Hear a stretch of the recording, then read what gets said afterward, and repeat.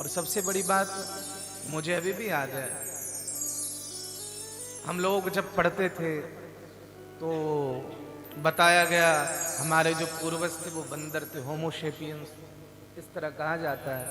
लेकिन अपने यहाँ देखो, हमारे यहाँ जो शास्त्र ग्रंथ इतिहास प्राप्त होता है तो हमारे यहाँ कहा गया स्वायं भू मनु अरुषत रूपा जिनते भैया सृष्टि अनूपा।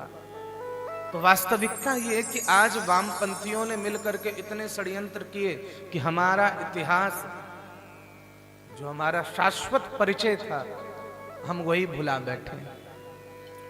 विचारणी बात यह है, हमें पड़ोसी के व्यक्ति का नाम याद है, पड़ोस में जो रह रहे हैं, अपने मित्र के बाप का नाम याद है पर अपने बाप का नाम याद ना हो तो क्या होगा?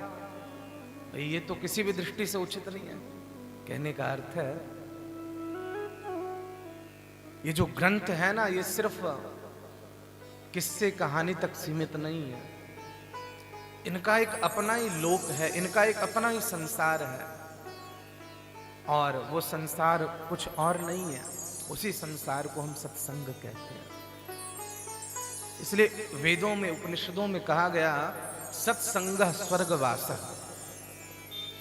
हम लोगों के यहाँ किसी की मृत्यु होती है तो जो वैष्णव परिवार होते हैं वो स्वर्गवासी नहीं लिखते हैं।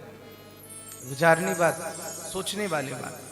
हमारे यहाँ जो वैष्णव लोग अथवा जो परंपरा से जुड़े होते हैं, उनके पूर्वजों के आगे वो स्वर्गवासी नहीं लगाते, वो क्या लिखते हैं? गौलोकवासी, साकेतवासी, कैलाशवासी, वैकुंठवासी। वास्तव में स्वर्ग एक 5 स्टार होटल की तरह है। जब तक आपके पास पैसा है तब तक आप बड़े से बड़े नामचीन होटलों में रहिए, आनंद लीजिए। लेकिन पैसा खत्म तो जो नौकर आपसे बार बार पूछ रहे थे ये लोगे वो लोगे, वो धक्के मार के निकाल भी देंगे। तो उसी तरह गीता में भगवान कृष्ण कहते हैं स्वर्ग क्या है? क्षीणे पुण्य मृत्यु लोकम विशंति। जैसे यहां पर सांसारिक धन चलता है, जितना ज्यादा धन होगा उतना ज्यादा आप साधन का प्रयोग कर सकते हैं, बड़े बड़े रेस्टोरेंट होटलों का प्रयोग कर सकते हैं, पर पैसा खत्म होते ही आपको वहां से जाना होगा, चेकआउट करना होगा। सेम बिल्कुल इसी तरह समानता क्या है? अगर आपके पास पुण्य रूपी धन है तो स्वर्ग आपके लिए हाजिर है। और मैं तो स्पष्ट कहता हूं, आप 2 वक्त की रोटी खा रहे हो, आनंद से आप जी रहे हो, तो मान लो यही स्वर्ग है। स्वर्ग नरक देखना है ना तो आप अपने आसपास में देखो। कई लोग सोचते हैं पैसे होने से ही स्वर्ग हो सकता है। स्वर्ग का अर्थ है जब हमारे जीवन में सुंदरता आ जाए। पुण्य रूपी धन से ही तो स्वर्ग मिलता है। जब हम अच्छा करेंगे, मधुर व्यवहार करेंगे, मधुर आचरण करेंगे, किसी का बुरा नहीं करेंगे, तो जीते जी हम स्वर्गवासी हो गए। और यही बात श्रीमद् भागवत वेद उपनिषद कहते हैं, सत्संगः स्वर्गवासः।